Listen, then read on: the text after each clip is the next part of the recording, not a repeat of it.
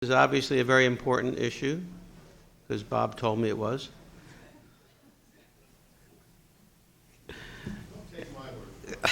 Well, I'm waiting to hear from your group.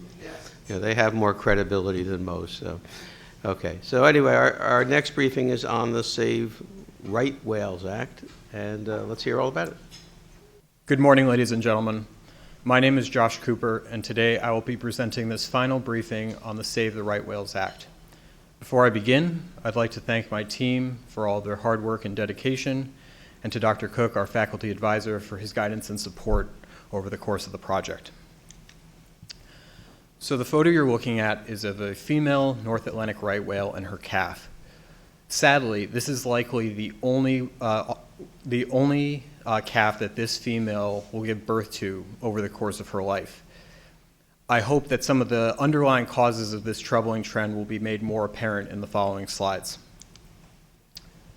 So my presentation today will cover the following areas. I will provide a background of the species, discuss some of the threats that they are facing and potential solutions to those challenges. I'll cover the goals of the Save the Right Whale Act, and discuss the ways we can measure the effectiveness of any strategies that are implemented. So the North Atlantic right whale is a large whale species at approximately 50 feet long. That's about the same size as a school bus. And as a member of the baleen whale group, they have evolved a very specialized strategy of feeding. They bring large amounts of water through the structures in their mouth called baleen, and from the water they filter small organisms called zooplankton. A North Atlantic right whale can consume up to 2,500 pounds of zooplankton per day. On the screen, you see an example of zooplankton. For reference, this organism is about the size of a grain of rice. However, the species is in a state of crisis. The current population is hovering around 400 individuals out of a pre-whaling population of around 20,000. More troubling still is the fact that only 20% of the remaining population is female, which translates into 80 individuals. And the average lifespan has dropped from a natural average of around 70 years down to 14 and a half. Another trait of the species is that they are migratory.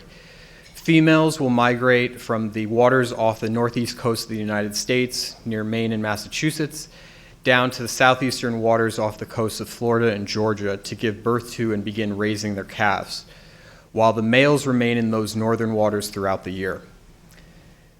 The fact that the species swims relatively close to shore has led to them being dubbed with the name urban whales, and this proximity to humans and their population centers contributes to the increased likelihood of conflict between the two species. One of these threats is that of entanglement. 85% of North Atlantic right whales have entanglement scars from becoming entangled in the lines and gear of lobster and crab fishers. And this entanglement can lead to serious injury or death. A second major threat is that of ship strikes. Between 2017 and 2018, at least 8 deaths were directly attributed to strikes between whales and vessels. And this number is actually likely higher due to the fact that many strikes go unnoticed or unreported. The reason that these threats are so prominent is that due to ocean warming in response to climate change, we're seeing a northward shift of the zooplankton populations that the right whales feed on, and so the right whales are following their prey into more suitable habitat. And this movement is bringing the whales into areas where they have historically not been present, and so awareness and protections may not be in place. On this map, we see the area around the Gulf of St. Lawrence, and it illustrates the fact that there have been an increase in the number of entanglements and whale deaths in the recent period. So in attempting to address these threats, the approaches that we can currently take are through technology and regulation. In attempts to prevent entanglements, we can use seasonal fisheries closures and ropeless fishing technology to attempt to cut down on this threat. Seasonal fisheries closures, as you can see on this map, are areas that when North Atlantic right whales are likely to be migrating through are closed off to fishing operations, and this is just off the coast of Cape Cod. Ropeless fishing technology aims to eliminate the need for the permanent vertical lines that you see on the left side of the screen, and the apparatus, the entire apparatus, remains on the bottom until it is signaled by a fishing vessel for retrieval. However, both of these strategies are not without their challenges and potential for controversy. Seasonal fishery closures can limit the catches of fishers and their economic output, and ropeless fishing technology is just not at the stage yet that it's ready for wide-scale implementation due to issues with regulation, enforcement, and current costs. In efforts to reduce ship strikes, modifying shipping lanes and imposing speed limits are the current approaches, and as you can see, those are more regulatory in nature. On this map, we see that the blue shapes represent zones where seasonal speed restrictions have been implemented during the times of year when migration is most likely to be occurring. However, these approaches, again, are not without their challenges and controversy. The reduced speeds do increase delays, and this translates into additional costs for the shipping operations that are working in these areas. And it's important to make sure that these protections are in place in the areas where the whales are actually swimming.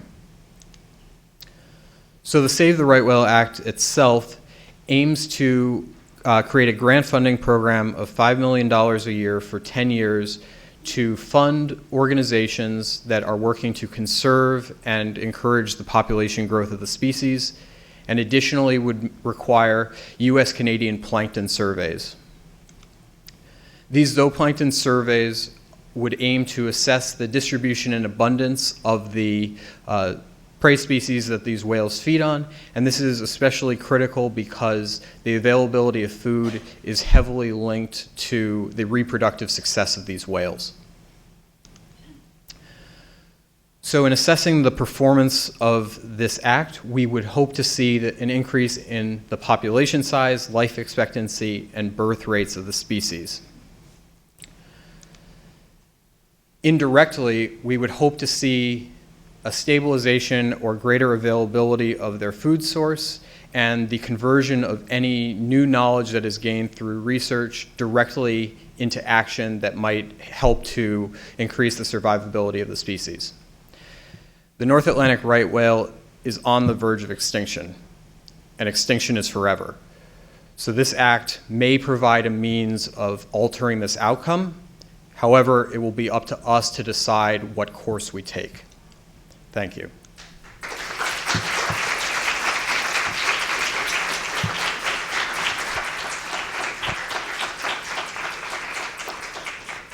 Any questions?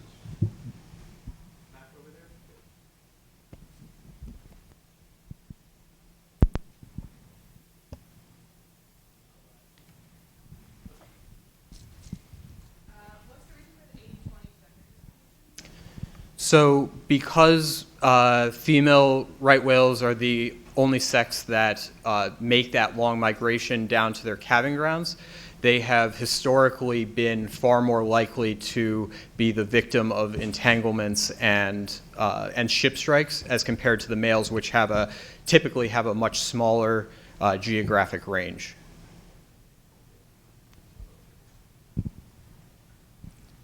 Excellent job, Josh.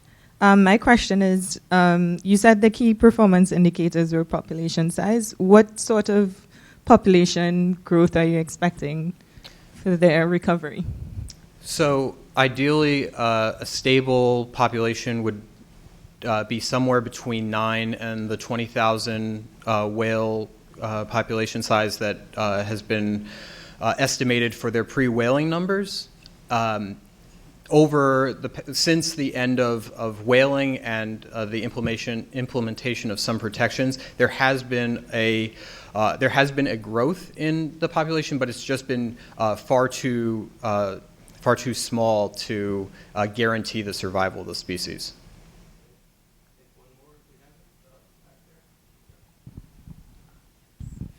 Hi, great job.